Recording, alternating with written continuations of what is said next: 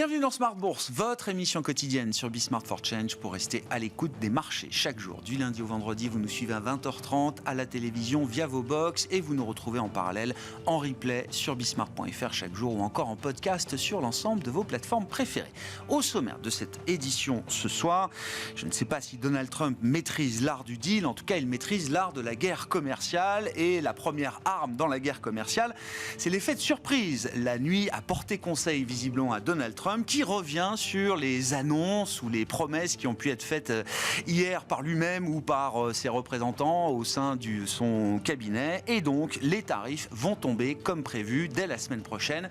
Pour le Canada et le Mexique, 25%. On pensait que les deux pays avaient obtenu un report supplémentaire. Il n'en est rien, affirme aujourd'hui Donald Trump, qui menaçait hier l'Europe également avec 25% de tarifs. Il y a un côté émotionnel, visiblement, de Donald Trump autour de ce chiffre de 25% de droits de douane, sans préciser pour autant si c'était des tarifs qui s'appliquaient à l'ensemble des produits européens ou à certains secteurs spécifiques. Le cas de l'automobile a effectivement été cité, mais sans plus de précision pour le reste, ni encore une fois sur le calendrier d'adoption de ces tarifs ou ces menaces de tarifs concernant l'Union européenne. Et puis, là aussi, une confirmation visiblement de la part de Donald Trump aujourd'hui. Il y aura une couche de tarifs supplémentaires sur les produits chinois importés par les Américains. 10% ont déjà été fixés. 10 autres pourcents viendront s'ajouter à partir de la semaine prochaine.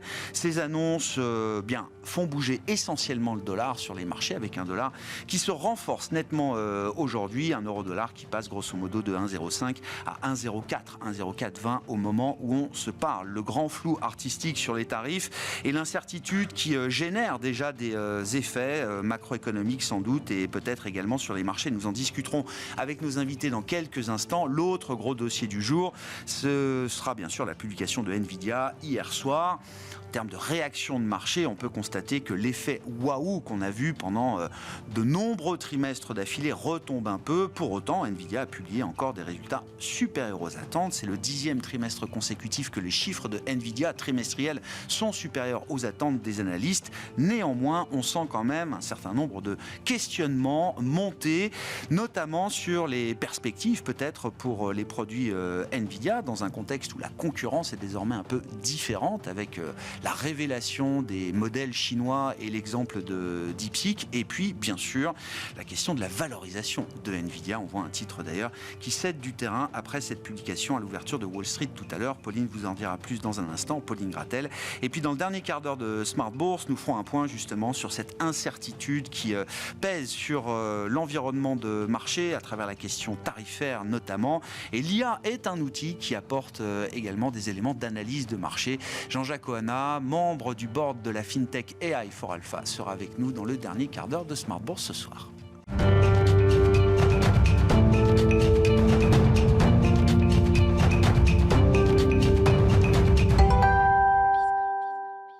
Tendance, mon ami, chaque soir en ouverture de Smart Bourse, Pauline Gratel vous apporte les infos clés du jour sur les marchés. Bonsoir Pauline. Bonsoir. Et c'est donc aujourd'hui Donald Trump et ses annonces qui dictent la tendance. Oui, le président américain a en effet annoncé que les produits européens seraient taxés à hauteur de 25% prochainement, sans préciser quel secteur pourrait être concerné spécifiquement au-delà de l'automobile. Par ailleurs, il confirme les taxations à l'encontre du Canada et du Mexique sur son réseau Truth Social à hauteur de 25% dès le 4 mars.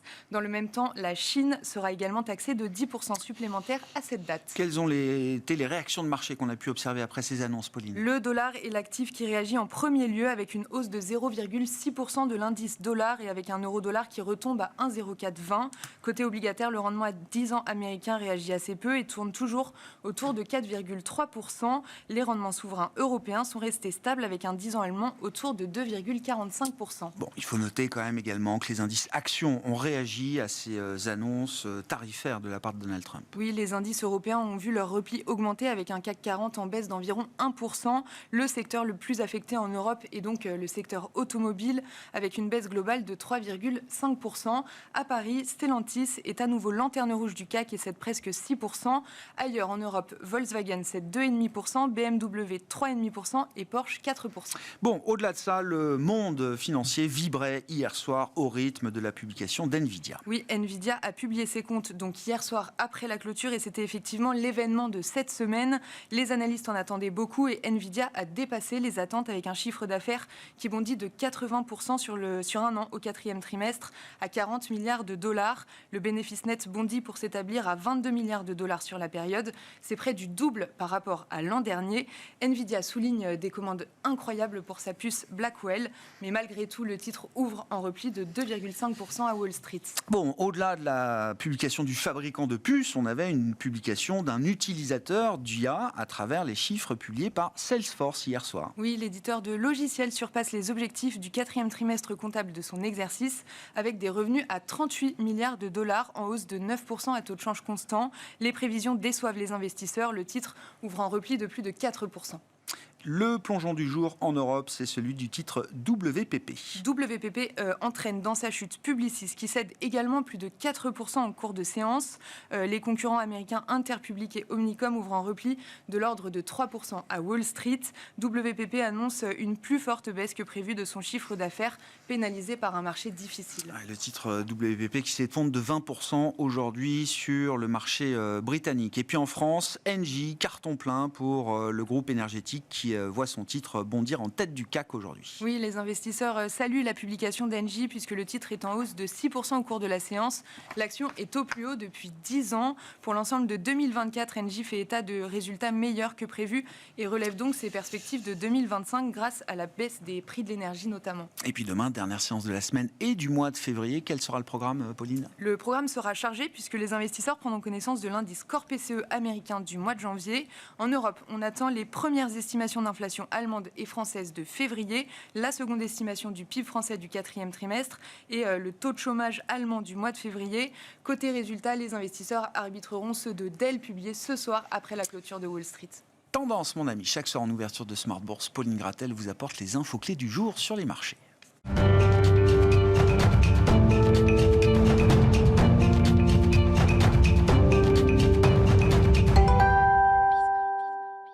Trois invités avec nous chaque soir pour décrypter les mouvements de la planète marché. Sébastien Paris-Horvitz est avec nous ce soir, directeur de la recherche de LBP AM. Bonsoir Sébastien. Bonsoir. Christian Parizeau nous accompagne, économiste et président d'Altair Economics. Bonsoir Christian. Bonsoir. Et Thibaut Morel, à nos côtés également, analyste action chez Silex. Bonsoir Thibaut. Bonsoir.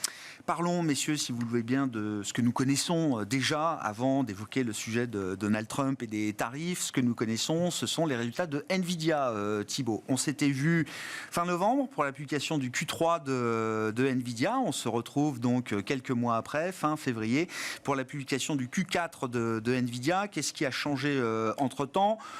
Note que les réactions de marché sont de moins en moins positives après les publications de Nvidia, au fur et à mesure qu'un certain nombre de questions sont quand même en train d'émerger, que ce soit sur la valorisation du titre Nvidia ou même sur les perspectives en matière d'intelligence artificielle.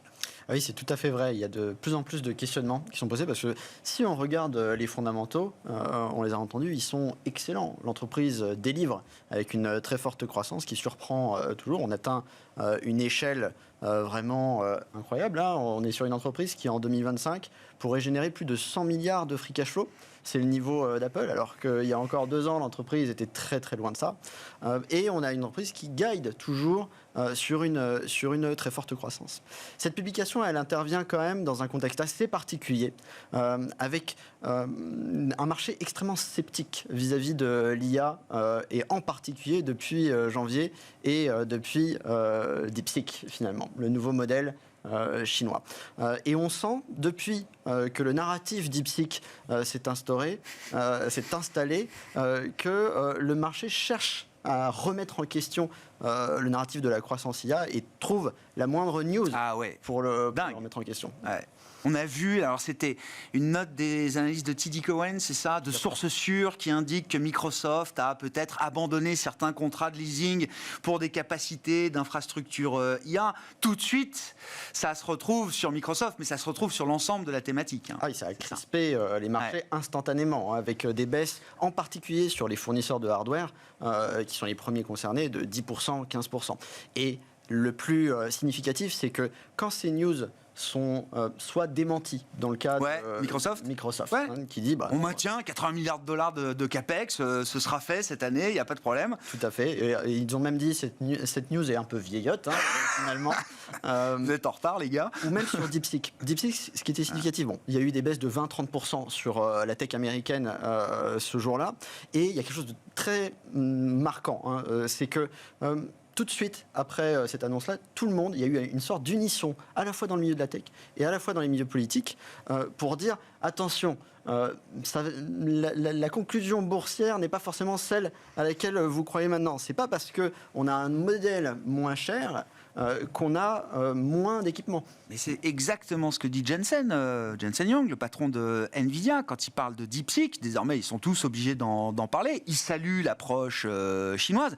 Bon, et visiblement, on comprend que DeepSeek et l'approche DeepSeek est en train de se déployer à vitesse grand V en Chine. Un grand papier du FT aujourd'hui qui nous dit que toutes les infrastructures publiques, les hôpitaux, les écoles, tout le monde est en train d'adopter le modèle DeepSeek. Visiblement, qui met son modèle gratuitement à disposition de toutes ces entreprises chinoises, plus les entreprises d'État, les groupes automobiles, etc. Tout le monde est en train d'adopter DeepSeek en Chine. Sur DeepSeek, Jensen Huang, il dit... Ne vous trompez pas, l'approche DeepSeek va demander beaucoup plus de puissance de calcul que les générations chinoises précédentes. Et donc tout ça est toujours très bon pour les produits Nvidia. Oui. Il a raison à 100% là-dessus, il faut le croire sur parole là. Nous, on le croit fermement, parce que finalement, ce dont parle Jensen Huang, c'est un phénomène qui existe depuis toujours dans l'industrie du semi-conducteur, c'est ce qu'on appelle le paradoxe de Jevons. C'est-à-dire que lorsque le prix d'une commodité baisse, finalement... on en achète plus. On en achète plus sur le plan agrégé. Et c'est exactement ce qui est en train de se passer. Pourquoi ? Parce que le problème de l'IA, aujourd'hui, c'est qu'elle est trop chère. Elle est trop chère pour faire tout ce qu'on veut faire avec. On le voit sur les derniers modèles d'OpenAI qui sont accessibles seulement aux utilisateurs qui payent $200 par mois. Et donc on a ce paradoxe qui émerge et qui frappe de plein fouet dans les news ces derniers jours les investisseurs. Typiquement, les dernières news qu'on a, c'est le fait qu'il n'y a plus de puces disponibles en Chine. Ils annoncent des investissements massifs dans les puces de qui ? De Nvidia. Parce qu'il n'y a toujours pas de... Les Huawei, les Alibaba ne sont pas capables encore aujourd'hui, pourtant ils ont des projets en ce sens, mais ils ne sont pas capables aujourd'hui d'assurer la fourniture de ces puces-là. Ils en sont très loin. Très loin. Très très loin. Un chiffre, pour donner une comparaison, aux États-Unis, il y a 5000 data centers. En Chine, il y en a 500. Donc ils sont très loin d'assurer les capacités. Ils sont très loin d'avoir les capacités nécessaires pour assurer la demande. Un dernier mot, Thibaut, sur le plan industriel. Là, il y a eu des interrogations sur la montée en puissance de la production de la nouvelle puce Blackwell, c'est ça alors, sur le plan commercial, visiblement, la demande est dingue, nous dirait Jensen Huang. Sur le plan industriel, ils sont capables de tenir le ramp-up ? Tout va dépendre de TSMC. Ce qu'on voit déjà, c'est qu'il y a une très grosse étape qui a été franchie parce qu'ils avaient guidé sur 3 milliards de revenus avec la GB200 sur ce trimestre-là. C'est quoi la GB200, pardon ? La GB200, c'est la dernière puce de Nvidia qui est extrêmement puissante et surtout qui est adaptée plus à ce qu'on appelle l'inférence, c'est-à-dire l'utilisation des modèles plutôt que l'entraînement. Ce qui est essentiel pour assurer, pour répondre à la demande dans le futur. Cette GB200, effectivement, elle est extrêmement complexe. Il y a 200 milliards de transistors dessus. C'est deux puces qui sont... 200 milliards de transistors ? C'est énorme. Je l'ai jamais vu. Donc, extrêmement complexe à mettre en place avec une très grosse supply chain. Et là où le management a gagné 3 milliards, les marchés s'attendaient à 7 milliards de chiffre d'affaires. Ah ouais. Et ils en ont réalisé 11 milliards. Donc ils ont quand même sacrément scalé et on peut remercier TSMC.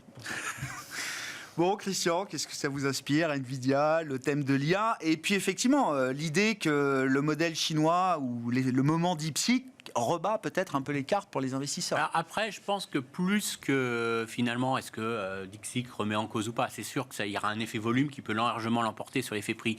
Ce qui est le choc pour les boursiers, c'est qu'on jouait la thématique IA un peu gagnant-gagnant. C'est-à-dire que l'économie américaine ralentissait, on gagnait sur l'IA. L'économie américaine explosait, on gagnait sur l'IA. On montait les taux, l'IA allait bien.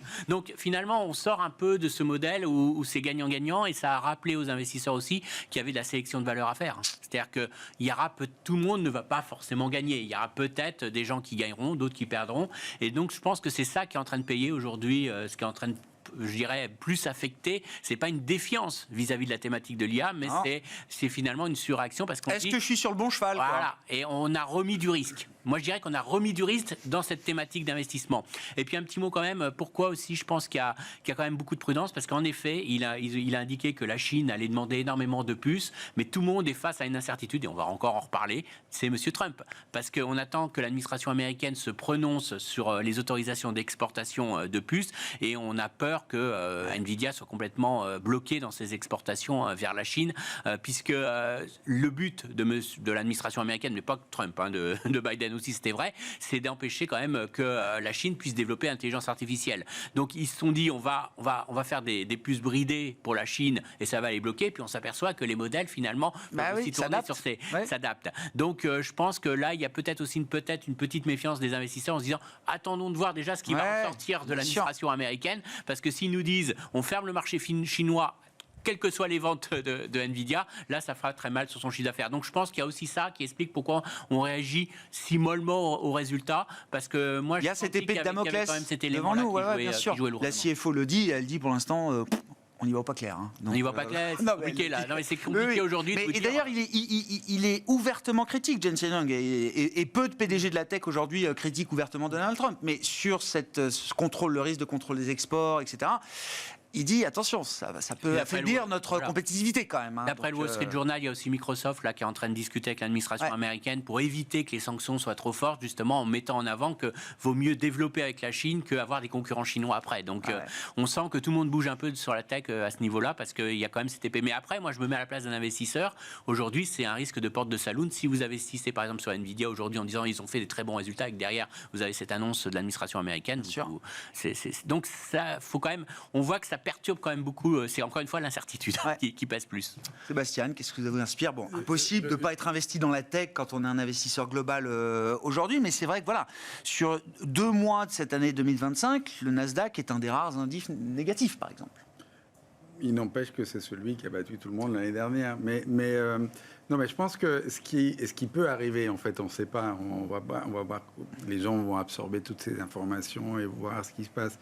Et ce qu'on sait, en revanche, c'est que le marché tend à aller plus vite que la musique. C'est-à-dire qu'en général, quand on essaye surtout de dessiner l'avenir sur des choses tellement complexes et qu'on sait va changer nos vies sur plein de domaines, on va faire des gains de productivité, en tous les cas c'est la promesse, et on se dit que si, c'est en train d'arriver, etc.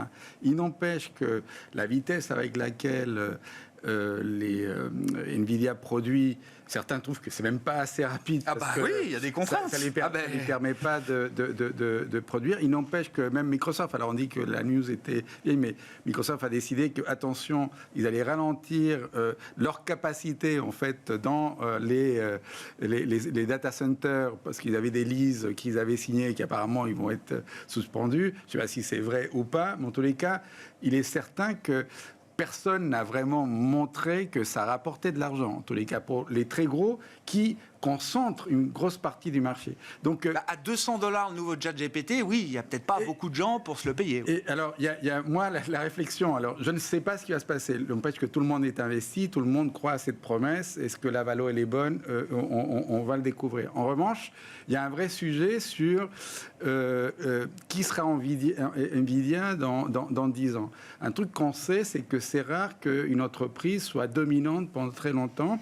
Et quand je dis dominante, ça forcément dans l'innovation, mais dans ce qu'on apporte à l'économie ou au marché comme solution pour l'IA. Et DeepSeek, c'est ce que nous dit DeepSeek. DeepSeek dit que dès aujourd'hui, quelqu'un qui fait un modèle, d'ailleurs, qui est la nouvelle forme, c'est-à-dire où la machine réfléchit à ce qu'elle doit faire, on peut le faire autrement avec moins d'investissement de ce type. Certes, ça va demander de la consommation de data parce qu'il faut plus d'entraînement, etc. Mais ça arrive. Et ça, c'est quelque chose que les économistes ont déjà travaillé et qui est que c'est vrai qu'à un moment donné, il y a des gens qui arrivent et par en dessous de celui qui innove, c'est le fameux dilemme de celui qui innove, et qui arrive en dessous et qui a quelque chose qui est moins puissant mais qui satisfait beaucoup de gens. La masse. Et beaucoup de demandes et qui crée à la rigueur plus d'argent. C'est l'histoire des ordinateurs. IBM pensait que personne ne pouvait faire un ordinateur portable. Il se trouve qu'après, les Coréens et autres ont envahi. Donc, Premier élément, c'est est-ce qu'NVIDIA va rester la star pour toujours? Et c'est vrai que c'est étonnant que Intel et tous les autres n'arrivent toujours pas à rattraper cet avantage scientifique qu'ils ont sur ces puces. Alors peut-être qu'ils ont l'avantage de celui qui faisait un truc qu'il ne pensait pas et qui a vu qu'il pouvait être utilisé pour autre chose, qui était les cartes graphiques, qui apparemment c'est par là qui est venu... une forme de sérendipité dans l'avènement des GPU pour l'IA. Dire que la direction est bonne, mais c'est peut-être la vraie valeur. Les gens qui vont gagner le plus d'argent, ce sera peut-être d'autres, et ça pose question. Et ça, c'est le premier truc. Et puis, il y a cette histoire de concurrence. C'est-à-dire, qui va gérer cette information? Pour l'instant, on est toujours un peu prisonnier des très gros, avec Microsoft, Apple, etc. L'Europe, pour l'instant, on ne fait pas grand-chose. Et on est condamné. Les Chinois, en revanche, oui, parce que... Nos modèles sont moins chers que les modèles américains, si je ne dis pas de bêtises. Oui, mais les un data Mistral centers, doit pouvoir sortir un modèle moins cher que les data centers restent quand même Ah oui, mais sur l'infrastructure, oui. Avoir la bonne infrastructure, avoir ces données ailleurs, c'est quand même pas sympathique. Je ne sais pas ce que tu en penses, mais et les avoir près de chez soi pour entraîner des modèles, c'est quand même très important. Et là, on ne voit pas comment on va changer le monde tel qu'il y ait plus de compétition et on puisse d'ailleurs innover. Monsieur Trump, il veut beaucoup de concurrence, mais en fait, il n'en veut pas pour les entreprises américaines. Elles, il faut les protéger dans tous les sens. Les autres, ils se débrouillent. Donc ça, c'est un élément de tension. Donc que le marché aujourd'hui, comme je disais, a mis du risque, il a raison, mais parce qu'on peut commencer à se poser plein de questions sur la rentabilité, comment ça va rapporter de l'argent, à part à Nvidia, comment on va en gagner, est-ce qu'on peut faire pour moins cher des choses qui servent à beaucoup de gens, et donc on fait de l'argent, même si DeepSeek, je pense que par instruction de M. Xi, le donne gratos en ce moment en Chine, mais bon, c'est une stratégie qui est pas mauvaise. Pour innover, c'est quand même pas mal. Là, c'est une diffusion accélérée incroyable. Les gens copient le moteur, c'est quand même pas mal. Mais ça, c'est... Quand on se pose la question maintenant, je pense qu'une entreprise qui est valorisée comme le PIB au moins 2 ou 3 pays européens, c'est quand même extraordinaire. C'est extraordinaire. Et ils sont beaucoup aux États-Unis. C'est unique dans l'histoire. La trajectoire d'NVIDIA est unique dans l'histoire. Il y a un peu la limite de la taille. C'est-à-dire qu'il y a un moment donné, on commence à avoir peur de ce que ça veut dire une entreprise comme celle-ci. Thibaut, trop cher ou pas là? C'est exactement la bonne question. C'est la limite de la taille. Parce que si on regarde la valorisation d'NVIDIA en facial, on est sur un PE aujourd'hui, forward PE, de 28. Donc c'est-à-dire si on regarde les earnings, 12 mois, on est sur 28. De toute façon, ce que vous dites, post-earning, ils reviennent toujours à 30 ou 35 35. 35, c'était 35. La Donc là, moyenne c'est un peu 10 plus ans, long. Okay. c'est 35. D'accord. Et si on intègre la mécanique maintenant bien rodée de l'entreprise qui bat le consensus et qui bat sa propre guidance, on peut même dire que le PE auquel s'attend le marché, c'est 25. Donc on est plus d'un écart type en dessous de la valorisation moyenne. Qu'est-ce que ça veut dire? Ça veut dire que le marché, il anticipe exactement ça. Il dit... la taille de l'entreprise a atteint une certaine limite. L'année prochaine, soit cette année, ça ne va pas croître et ça va ensuite reprendre doucement, soit ça va croître cette année et l'année prochaine, ça va décroître. C'est un peu ça, le message. La nuance ici, c'est finalement que disent les clients. Les clients, ils nous disent la chose suivante. Ils nous disent aujourd'hui, on a des data centers qui font environ 100 000 puces en taille. Et ça ne nous suffit pas. Nous, dans 1-2 ans, on veut passer à des data centers où il y a 1 million de puces, au moins, dans ces data centers. Et ça nous ouvrira de nouveaux horizons en termes de cas d'usage. Parce que la croissance des CAPEX, l'enjeu, il n'est pas seulement sur il est sur la monétisation, in fine. Mais cette monétisation, elle sera rendue plus facile si on découvre de nouveaux cas d'usage. Donc il faut densifier les data centers, là. Tout à fait. Il faut densifier les data centers et on s'aperçoit qu'au fur et à mesure qu'on densifie les data centers, il y a des propriétés émergentes. C'est-à-dire que les modèles montrent de nouvelles capacités, ils deviennent plus intelligents. Et donc tout l'enjeu, il est là. Est-ce qu'on croit à ce narratif ou pas? Et ensuite, il y a évidemment l'application dans l'économie. Il y a 3 sources de diffusion dans l'économie qui sont en train d'arriver. La première, elle est immédiate. Elle est difficile à investir en bourse. C'est la recherche scientifique. Les chercheurs c'est eux qui utilisent finalement les modèles à $200 par mois parce que ça leur permet d'accélérer un certain nombre de tâches aujourd'hui de recherche. Ensuite, il y a les voitures autonomes qui sont très dépendantes aussi de la taille des data centers. On remarque que plus le data center est gros, plus la voiture est performante. Et enfin, il y aura les agents. Et ça, ce sera certainement l'application la plus large, la moins transformante au début, mais la plus large dans l'économie. D'accord. Je mettrais juste un bémol à tout ça. Il y aura peut-être aussi un élément qui va limiter tout le monde, c'est l'électricité. Hein. Tout à fait. Parce qu'il faut produire l'électricité, il faut la distribuer. Et il y a aussi tout ce qui est réseau de distribution d'électricité.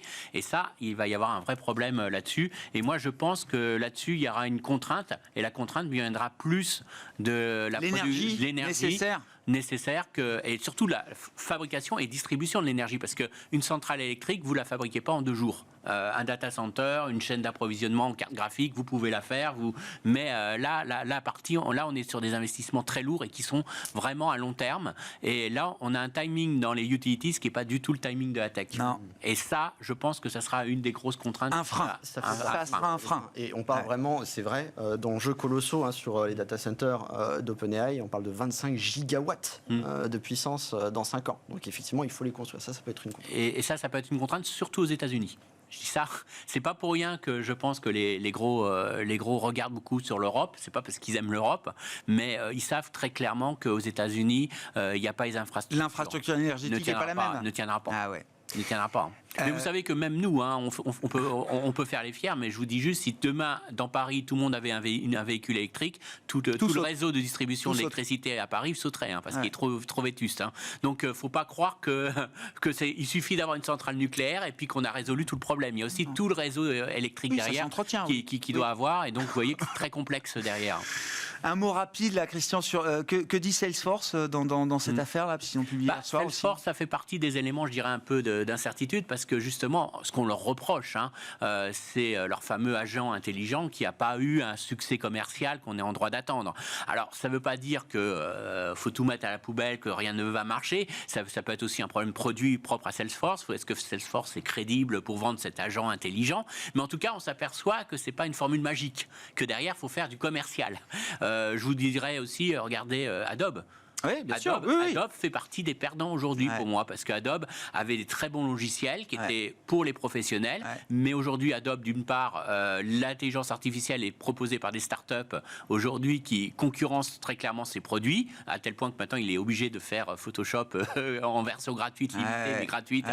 Donc on voit qu'il y a une vraie concurrence aujourd'hui. Les barrières tombent, quoi. Voilà, ça fait tomber les barrières, et puis en plus, on s'aperçoit qu'on peut faire beaucoup de choses avec un seul logiciel, et donc ça veut dire que ça réduit le nombre de licences au niveau de ceux qui prenaient les licences Adobe. Maintenant, on en a beaucoup moins besoin parce qu'avec un seul logiciel, on remplace 10 personnes. Donc, les gains de productivité, c'est pas toujours gagnant pour une entreprise. Donc, c'est bien, il y a des choses, il y aura des gagnants, mais il faut pas oublier, il y aura aussi pas mal de perdants derrière tout ça. Oui, c'est un moment de transformation. Voilà.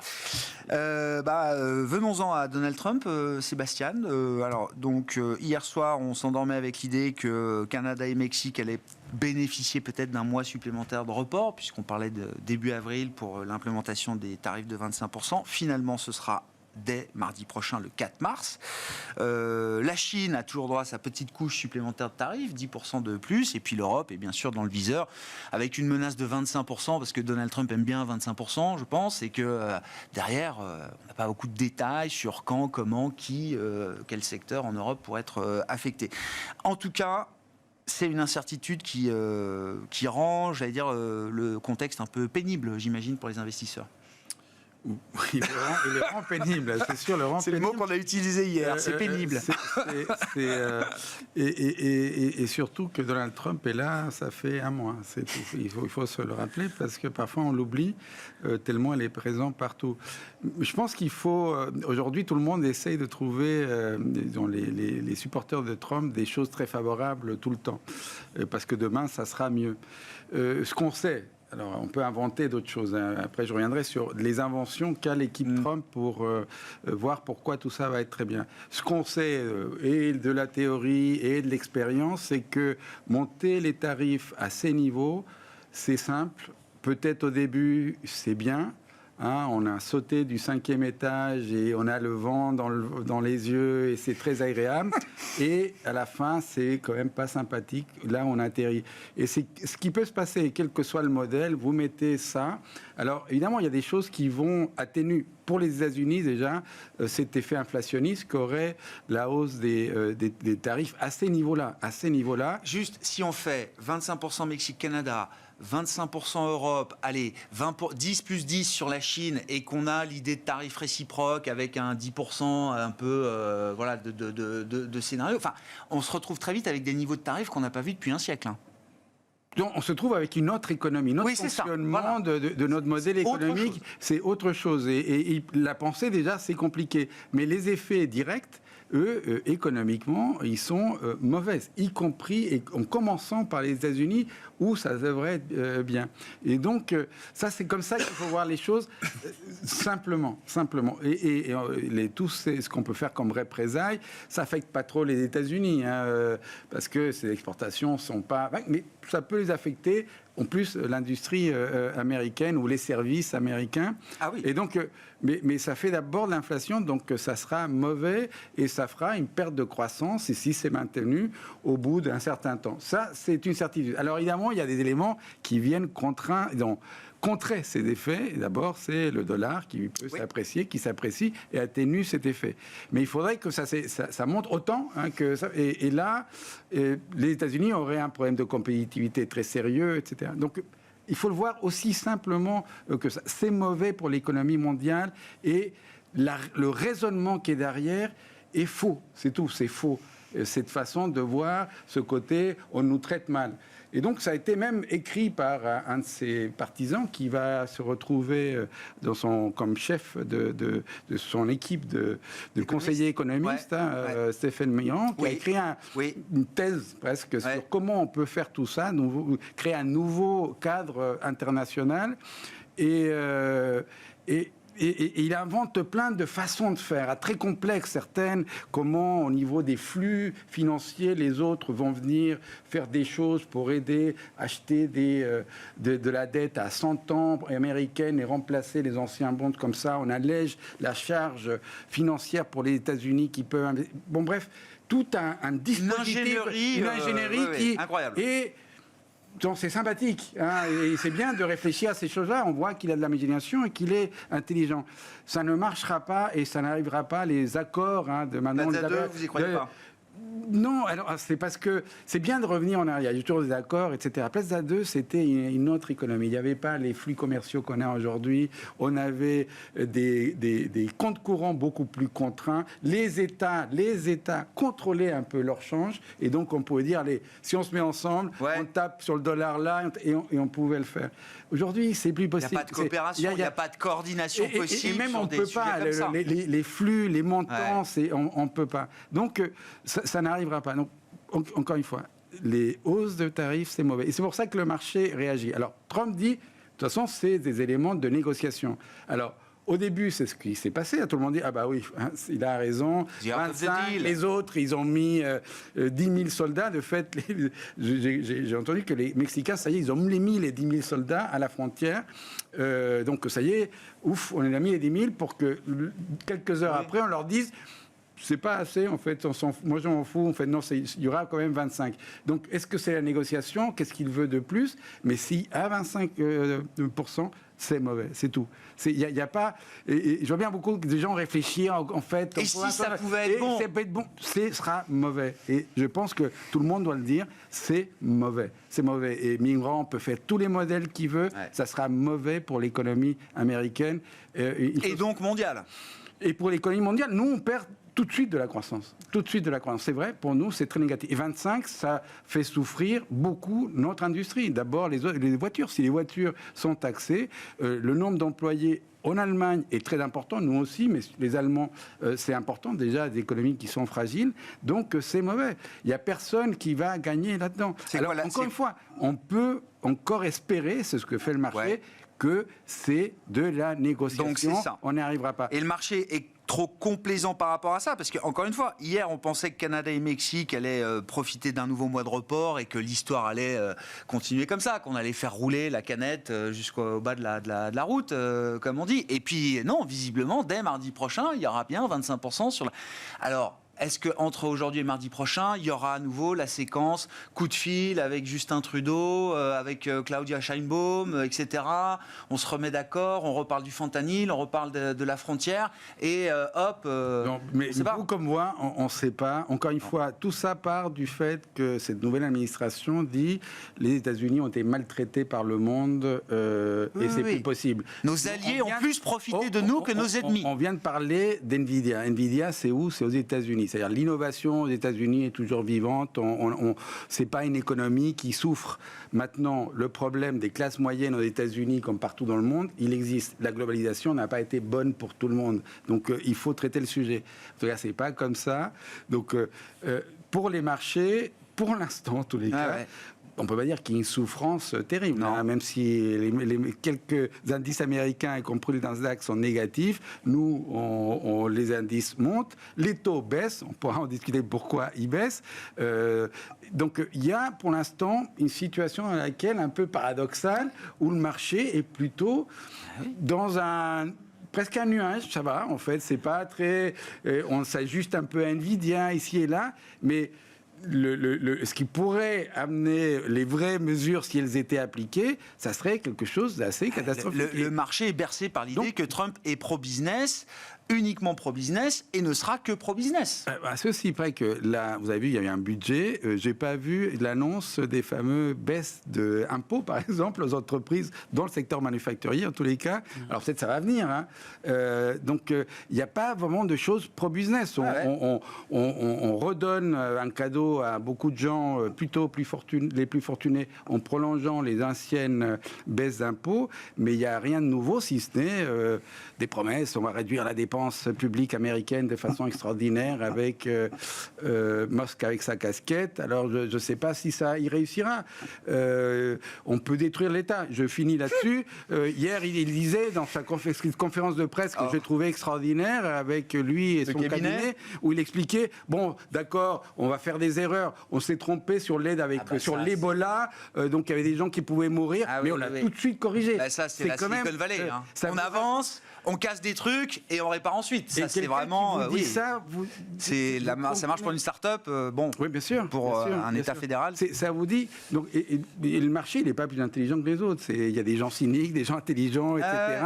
Mais pour l'instant, on n'y croit pas, voire beaucoup de gens croient que si, c'est bon. Ouais. Bon, le seul truc qui bouge, encore une fois, aujourd'hui, c'est le dollar. Les taux bougent assez peu sur les annonces de Trump. Et bon, le CAC perdait 1%, mais on a réduit un peu nos pertes.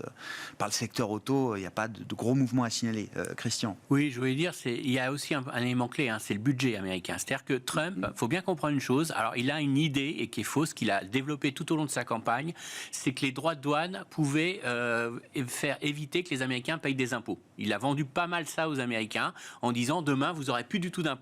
Je vais mettre des droits de douane. Ce seront les gens qui veulent vendre sur les États-Unis qui vont payer les impôts. Et je pense qu'il a toujours ça dans la tête. Et c'est pour ça que moi je pense qu'il faut prendre vraiment au sérieux quand il dit qu'il veut remonter les droits de douane. Il y a un côté un peu dogmatique quand même. Il a cette idée. Alors c'est 1,7% du budget américain, mais c'est pas grave. Demain ça va être toute une grosse partie des recettes américaines. Deuxième chose, il a un problème sur son budget parce que ça a du mal à passer au niveau quand même du Congrès. Ah oui. Et très clairement, il n'a pas une majorité suffisante au niveau des Républicains, hein, et certains veulent pas faire exploser le déficit. Alors déjà dans le projet de budget de la Chambre des représentants, hein, c'est 4 500 milliards de dépenses supplémentaires, 2 000 milliards de réduction de dépenses qu'on demande à voir. Tout ça, c'est sur 10 ans. Hein. C'est voilà, le programme sur 10 ans. Oui, attention. Oui, non, mais on ne sait jamais avec les chiffres maintenant. Faut le dire, c'est sur 10 ans. Mais en tout cas, vous voyez l'ampleur des choses. Sachant, et je rejoins, c'est-à-dire que sur la partie, il n'y a pas véritablement dans les dépenses supplémentaires de stimulation de l'économie. C'est juste le fait qu'on prolonge les baisses d'impôts. Mais c'est important, parce qu'économiquement, vous n'allez pas faire plus de croissance. Il n'y a pas d'impulsion supplémentaire. Il n'y a pas d'impulsion supplémentaire. C'est juste une prolo. Alors, vous allez me dire, si on avait monté les impôts, ça aurait eu un effet négatif sur la croissance. Ça, on est d'accord. Hein. Donc, si on les prolonge, ça va ça va éviter, mais ça va pas donner plus de croissance. Attention, c'est très important. Donc il faut qu'il justifie finalement comment il va faire pour remonter les recettes et comment il va faire pour financer ça. Et je pense qu'il a dans son idée et dans sa logique l'idée qu'il va financer ça par des droits de douane. Donc je pense que le marché sous-estime cette volonté parce que le marché, alors c'est vrai, il a commencé en disant je vais faire un deal, je suis monsieur dealer, je vais dealer avec tout le monde et puis il n'y a pas de problème et ils céderont tous quand je menacerai de monter les droits de douane. Donc le marché a cru que c'était juste une position comme ça. Mais je pense qu'il y a une idéologie derrière et il a ça en tête. Donc attention qu'on n'ait pas vraiment de très mauvaise surprise là-dessus. Assez différent de la première guerre commerciale, les tarifs sont vus comme une ressource. On va créer à côté de l'ARS, l'IRS, External Revenue Services, qui sera le service des revenus externes générés par la politique tarifaire de Trump. Sur les marchés actions, comment on réfléchit à ça, Thibaut? Parce que je disais, il n'y a que le dollar qui bouge, mais il y a quand même quelques secteurs en Europe. L'auto, notamment, est très sensible à ça. C'est-à-dire, le marché a pris en compte un peu, beaucoup, pas du tout, l'idée que les tarifs vont peut-être arriver bientôt. Le marché, il est surtout sensible à l'incertitude.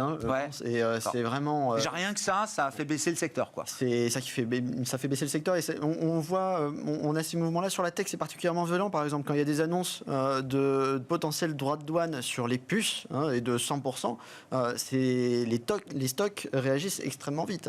Et il y a toujours cette incertitude qui pèse, ça c'est vrai, parce que de toute façon, un droit de douane, c'est pas bon pour l'économie américaine. Si on parle de la tech, c'est comme un impôt sur l'innovation, par exemple, imposer des droits de douane sur les puces. Est-ce qu'ils ont pricé ça aujourd'hui totalement? C'est dur à dire, encore une fois, au vu du côté erratique des annonces. Ouais. Bon. En Europe, on verra, effectivement, moins 0,5% là, pour les indices actions en Europe, c'est pas une débandade. Non, mais je pense que c'est très difficile. Le marché a beaucoup de mal de prévoir le pire, parce que c'est très difficile, en fait, parce que c'est tellement... ça semble pas possible. Et donc, le marché continue à penser que tout va marcher. Les fameux... on en parlait tout à l'heure. 3-3-3 de Scott Bessent. Oui, d'accord.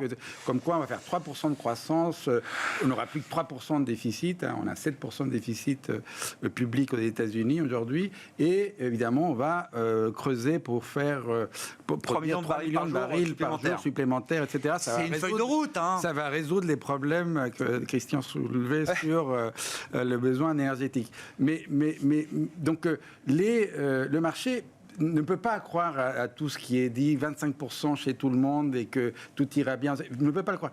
Aujourd'hui, on est dans l'inquiétude peut-être, mais c'est pas la catastrophe. On ne croit pas à la catastrophe, personne n'y croit. Donc en Europe, c'est pareil. Et puis en Europe, on a d'autres chocs. On a vu que le choc politique ou géopolitique de Trump en Europe déclenche quelque chose qu'on n'imaginait pas. C'est-à-dire que nous tous, on est dans un moment de l'histoire qui est quand même très particulier et très difficile à prévoir.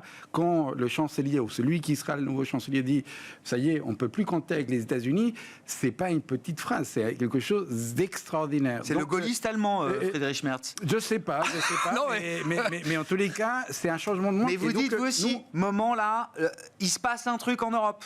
Hier, là, tout le monde me disait, il se passe un truc. Il va se passer. On l'entend pas tous les 4 matins, ça, Sébastien. Bien sûr, mais et on sait que c'est toujours au pied du mur. Les Espagnols disaient aujourd'hui qu'il y avait quand même un consensus pour qu'on dépense plus. Alors, l'Europe est quand même dans l'état où elle est. Donc, l'économie, etc. Et du point de vue politique, on a des problèmes. Je reviens pour laisser la parole aux autres, sur un dernier élément pour Trump. C'est-à-dire, comme disait Christian, voilà... il ne faut pas oublier ces manies. Les choses qu'il veut, c'est qu'on va trouver des ressources supplémentaires pour les Américains pour qu'on ne paye plus, que ce soit le paradis aux États-Unis. Les Américains deviennent de plus en plus riches parce que les autres travaillent pour eux. Et donc, hier, par exemple, l'annonce la plus extraordinaire de toutes était la suivante. Il y a un programme aux États-Unis qui est le EB5, le EB5, EB5, qui est un programme pour que les entreprises qui veulent investir aux États-Unis arrivent avec au moins 1 million et ils obtiennent des visas. Donc lui, il a parlé de le visa d'or qu'il allait créer, etc. Donc, et il faisait des calculs, il disait, mais moi, je pense, dit Trump, que je peux en vendre 10 millions. de ces Golden Visa. licences. Sachant que chacune de ces entreprises, donc on leur donne une dizaine, une vingtaine de visas pour que des gens viennent. Donc ça veut dire, si vous prenez 10 millions, mais donc on n'a que 10 par... c'est 100 millions de personnes qui vont venir travailler aux États-Unis. Il faut se rappeler, aujourd'hui, l'emploi américain total, c'est 160 millions. Donc 100 millions, vous rajoutez de gens... Donc bref... Ouais. Et donc, c'est amusant. Les calculs sont pas bons, comme disait l'autre. Les ordres de grandeur sont pas bons, quoi. Mais c'est les chiffres que lui, il a en tête, etc. Et donc, évidemment, moi aussi, je peux résoudre le problème de dette française avec des propositions de ce type et on sera tous heureux. Mais la réalité ne sera pas celle-là. Le marché, aujourd'hui, ne sait pas et il est... Donc, je ne sais pas si rationnel, mais il est dans... il ne veut pas acheter le pire. Il subit l'incertitude, mais pas de façon terrible pour l'instant. C'est de l'incertitude, mais ce n'est pas un drame. Rapidement, parce qu'il ne nous reste pas beaucoup de temps, moins de 2 minutes, est-ce que la conjoncture américaine là, est en train de s'affaiblir plus vite et plus rapidement que prévu? Est-ce que ce qui explique notamment que les 10 ans soient un peu retombés de 50 points de base là, sur quelques semaines? Oui. Elle est en train de se détériorer plus rapidement. On ne l'avait pas anticipé. On a la conso, on a les PMI des S&P. Il y a plein de facteurs qui montrent que c'est le cas. Est-ce que c'est normal parce qu'on paye le rebond de la fin de l'année? On ne sait pas. Qu'est-ce qui fait baisser les 10 ans? Ce n'est pas que ça. Il y a d'autres choses. Il y a peut-être aussi un facteur Trump. On ne sait pas. Mais... c'est vrai que c'est ce qui joue avec un peu d'inflation, mais pas beaucoup. Les anticipations d'inflation restent au même niveau à peu près. C'est pas elles qui ont contribué. C'est bien la baisse des taux réels. Et peut-être il y a un facteur Trump. Je pense que ça c'est important, c'est que le marché croit plus que les droits de douane vont casser la croissance américaine que créer de l'inflation durable. Je dis durable parce que le 10 ans aurait dû exploser sinon. Les break-even ne bougent pas. Et donc je pense qu'effectivement le marché se dit que si on est dans le pire des scénarios, ça va être la croissance qui va payer. Et puis de l'autre élément, c'est que oui, l'économie américaine ralentit, mais ça c'est totalement lié à l'incertitude. Et tous les indicateurs d'incertitude, dans les enquêtes, quand on pose des questions, et sont en train d'exploser là en ce moment. Donc je vois pas une entreprise américaine investir. Alors je mets un peu de côté la tech, les investissements et data centers, mais on met ça de côté. Mais je vois pas les entreprises américaines investir massivement aujourd'hui lorsqu'elles savent pas combien elles vont payer leurs fournisseurs, qu'elles savent pas quel fournisseur prendre. Est-ce que je prends un Mexicain, je prends un Européen, je prends un Asiatique, sachant que tout peut exploser dans mes coûts de production derrière. Donc je pense qu'effectivement il y a un gros coup d'arrêt de l'économie, sans compter le consommateur américain. Le consommateur américain qui s'est dépêché d'acheter en décembre et qui maintenant attend les hausses de droits de douane sur les produits chinois et qui veut plus du tout consommer pour l'instant. Donc il va y avoir de très grosses déceptions à mon avis sur la croissance américaine. Malin pour le consommateur américain. Il a compris que c'était une taxe sur la consommation aux États-Unis, les droits de douane. Merci beaucoup messieurs, merci d'avoir été là pour ce programme chargé entre Nvidia et Donald Trump. Thibaut Morel, analyste action chez Silex, Sébastien Paris-Service, directeur de la recherche de LBPM, Christian Parizeau, président d'Altair Economics. C'était les invités de Planète Marché.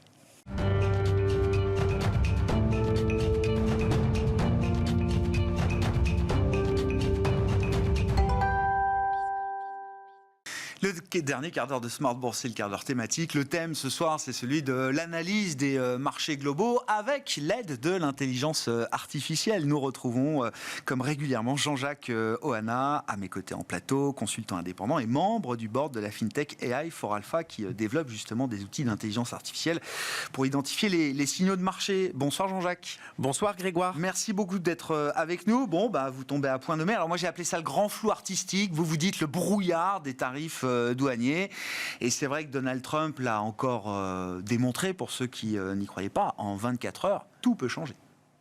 Oui, absolument.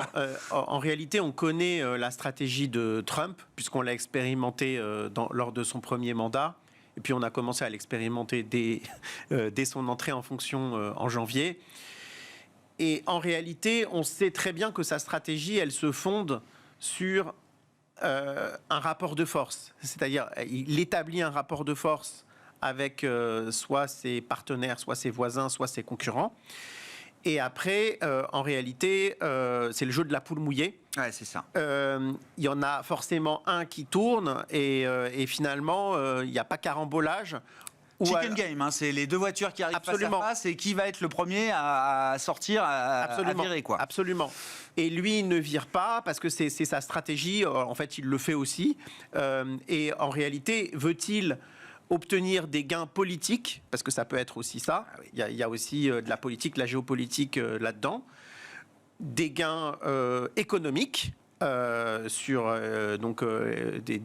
finalement des conditions plus avantageuses pour les États-Unis, ou, et c'est très possible aussi, l'administration Trump croit-elle finalement plus fondamentalement dans certaines vertus, au moins partielles, finalement de tarifs douaniers pour finalement rééquilibrer son économie, industrialiser certaines friches industrielles. C'est notamment le cas de la Rust Belt, vous savez, toute la partie nord-est des États-Unis, l'Ohio, le Michigan, tous ces États en fait qui étaient autrefois très industrialisés et qui aujourd'hui ont perdu beaucoup de leur industrie. Les marchés ne veulent voir que le côté pro-business de Trump. Ils oublient qu'il y a peut-être chez Trump ou à minima dans son entourage des gens qui sont aussi dogmatiques sur l'approche tarifaire. Peter Navarro ou d'autres ont écrit... Peut-être J.D. Vance aussi. J.D. Vance, J.D. Vance est un élu de l'Ohio. Bien sûr. Donc il ne faut pas l'oublier. Ce sont des élus extrêmement sensibles à l'industrialisation. Et peut-être aussi, d'ailleurs, ce sera un débat à avoir. Mais en fait, il y a toujours des bons et des mauvais côtés de l'internationalisation des échanges. Les bons côtés, évidemment, c'est le fait que c'est optimal pour le consommateur et souvent pour le producteur. Donc, on va dire que Ricardo a théorisé le fait que c'était bien finalement de ne pas avoir de barrière douanière. Le problème, c'est peut-être qu'il y a eu aussi finalement un abus de cette politique, puisque à la fin, s'il n'y a plus d'emplois, il y a peut-être des prix très bas, mais s'il n'y a plus d'emplois, c'est un problème aussi. Donc voilà, il faudrait aussi avoir une discussion plus profonde. Mais là, on est aujourd'hui pour analyser les impacts sur les marchés et comprendre quels peuvent être les impacts finalement sur le dollar. Mais déjà comprendre comment les marchés réagissent à ces annonces, parce qu'il n'y a rien d'évident. Exactement. Parce qu'il y a des impacts qui sont très contradictoires. Alors on va prendre un à un les marchés importants. Le dollar, par exemple. Bien, le dollar, en fait, il y a deux impacts à chaque fois. Vous voyez, il y a un impact qui est inflationniste pour l'économie américaine. C'est un choc inflationniste. Et donc, on pourrait penser de manière assez logique que c'est une dévaluation du dollar. Le problème, c'est que quand on met une barrière douanière, il y a aussi des flux acheteurs qui s'organisent, puisque s'il y a des producteurs industriels, mettons européens, BMW au hasard, s'ils ils vendent aux États-Unis, ils vont vouloir produire sur place. Bien sûr. Et donc, ils vont acheter du dollar de manière structurelle. Donc, on voit très bien qu'il y a des impacts qui sont qui sont contraires. Et donc, cela complexifie énormément l'analyse. Est-ce que les barrières douanières sont positives ou négatives sur le dollar ? Depuis un mois, les marchés semblent l'interpréter comme finalement une sorte de range dans une situation assez basse pour l'euro, mais on va dire 1,02, 1,05, 1,06, et finalement avec un euro qui évolue dans ce range, et finalement les marchés qui ne savent pas très bien à quel sein se vouer sur le dollar. Prenons les taux. Alors les taux, c'est encore plus complexe. Parce qu'il y a un impact inflationniste court terme, on l'a dit. Donc, qui dit impact inflationniste pourrait nous dire une réserve fédérale plutôt aux aguets. Vigilante. Et pas très prompte à baisser les taux. Or, ce qui se passe depuis un mois, c'est exactement l'inverse. On a perdu à peu près 50 points de base sur le 10 ans. Ouais. C'est beaucoup. Ouais. C'est vraiment beaucoup. Certes, aussi, il faut le reconnaître quand même, dans une série de chiffres un peu décevants pour l'économie américaine, sans que ce soit non plus catastrophique, mais une série de chiffres décevants.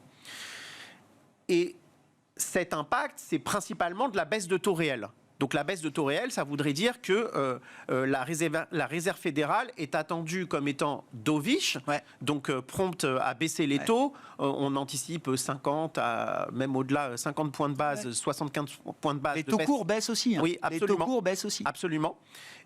Aussi une courbe qui s'est beaucoup aplatie, qui était très pontifée, qui s'est aplatie. Et donc finalement, un effet plutôt récessif. C'est ça qu'anticipent les marchés. Ouais. Et les marchés disent, OK, il va y avoir un effet, peut-être pas une récession, mais en tout cas un ralentissement sévère.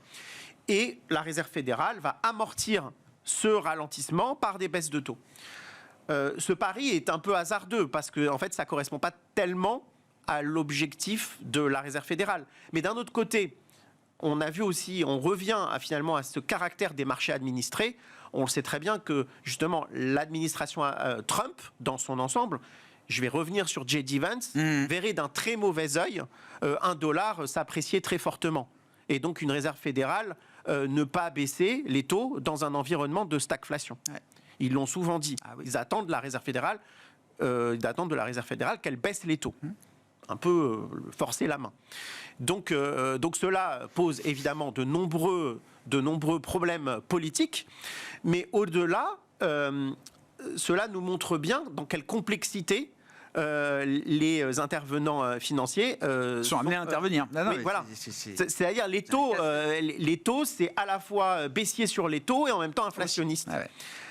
Alors, prenons après les marchés boursiers. Bien sûr. Alors, sur les marchés boursiers, on a un gros paradoxe, finalement, en y réfléchissant bien, qui n'est pas si étonnant que cela, c'est que finalement, les marchés qui montent le plus sont les cibles de la guerre commerciale de Trump. L'Europe, la Chine. L'Europe, la Chine. Voilà. C'est les marchés qui se comportent le mieux depuis 2 mois, hein, c'est ça. Depuis 2 mois, oui. Et notamment depuis 1 mois. Et notamment l'Europe avec l'envolée de tous les secteurs et surtout du secteur bancaire en Europe, pour différentes raisons. Mais bon, il y a sûrement la baisse de l'euro qui a aidé, mais pas seulement. On voit très bien que finalement, il y avait probablement un excès de pessimisme sur l'Europe, et c'est pour ça qu'on le rationalise comme cela. Le pire était anticipé, aussi bien politiquement qu'au niveau de la guerre commerciale. Et bon, peut-être le pire ne se produit pas, même si finalement, en analysant à spectre plus large, l'Europe n'est pas dans une forme reluisante. Non. Mais du point de vue des marchés, oui, à la marge, c'est pas pire. Voilà. Et donc c'est positif. Oui, voilà. Mais bien sûr. Et c'est la même chose pour la Chine finalement, et notamment pour les marchés émergents. Donc, grand paradoxe sur les bourses. Après, on peut regarder les matières premières. Alors, les matières premières, on en avait parlé. Oui. On avait une envolée très forte en janvier. Et puis là, on a une atténuation, mais pas non plus une consolidation sévère. Et finalement, ce qu'on voit, c'est que je vais mettre de côté l'or, parce qu'on va en parler après. Si on met de côté l'or, qui est vraiment une valeur de réserve particulière, et on va lui faire un chapitre dédié. Mais en dehors de cette valeur de réserve, finalement, ce qu'on voit, c'est que les matières premières qui résistent le mieux et qui semblent être les plus sensibles à la guerre commerciale, et finalement, la guerre commerciale qui renforce leur rareté, c'est les métaux industriels. Ouais. Toutes les taxes sur l'aluminium, le cuivre aussi a bougé, S'il y avait une taxe sur le cuivre, par exemple, qui n'est pas encore confirmée, ce serait peut-être une envolée des prix du cuivre, parce que finalement, cela contribue à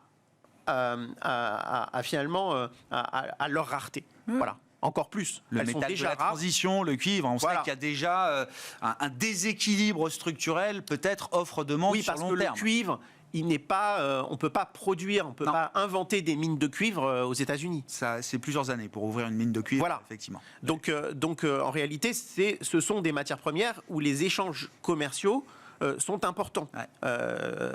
Et s'il y avait moins d'échanges commerciaux, c'est là où on voit que finalement les politiques de tarifs douaniers doivent probablement être, mais ce sera peut-être le cas, elles doivent probablement être adaptées et, aux différents marchés, etc. Évidemment, les matières premières, c'est plus compliqué. Et puis on arrive finalement aux actifs de réserve. On peut dire maintenant, c'est pas seulement des actifs de réserve, c'est des boosters d'épargne. On va mettre les crypto-monnaies et l'or, parce que c'est intéressant de regarder les deux. Bien sûr. Et finalement, depuis 1 mois, on a plus qu'une stabilisation de l'or, on a une hausse de l'or. Et puis, même depuis 1 an, on est à plus de 30% de l'or. Et puis en euros, on est à 40% sur l'or en euros. Donc c'est impressionnant. Mais finalement, on voit que la guerre commerciale ne perturbe pas tant que ça le métal jaune. Mais par contre, alors peut-être pour différentes raisons aussi, mais sur les crypto-monnaies, on a une correction sévère. Oui. Et encore, le Bitcoin, c'est celui qui a amorti le plus la correction, mais il est à 18% de correction Et ça a sur été un mois. pire sur les autres. Et ça a été pire sur les Ah autres, notamment l'Ethereum. Donc, dans ce cadre-là, on voit que finalement, les crypto-monnaies sont extrêmement sensibles à la liquidité. La liquidité diminue à la marge sur les marchés américains, on le voit avec la correction du Nasdaq, etc. Et cette correction de liquidité, elle a un impact très fort sur les crypto-monnaies qui, on le voit, finalement, recèlent un caractère spéculatif qui est démontré par cette correction. Conclusion, il nous reste 30 secondes. Une fois qu'on a dit tout ça, qu'est-ce que... Non, mais la correction, c'est... conclusion. Finalement, la conclusion, c'est que le marché n'est pas mature aujourd'hui. D'accord. On n'a pas tous les éléments pour prendre des décisions solides. On voit très bien, parce que le marché, finalement, quand Trump est arrivé, il a augmenté les taux très massivement. Ouais. 60 points de base de hausse de taux sur le 10 ans. Et maintenant, on a corrigé. Ouais. Donc, on voit qu'il n'y a pas de maturité sur l'impact des politiques de Trump sur le dollar et les taux d'intérêt. On est seulement au premier mois d'installation et d'exécution au pouvoir de Donald Trump. On aura le temps de s'y faire encore pendant les prochains mois et les prochaines années. Merci Jean-Jacques. Jean-Jacques Oana avec nous dans ce dernier quart d'heure de Smart Bourse ce soir.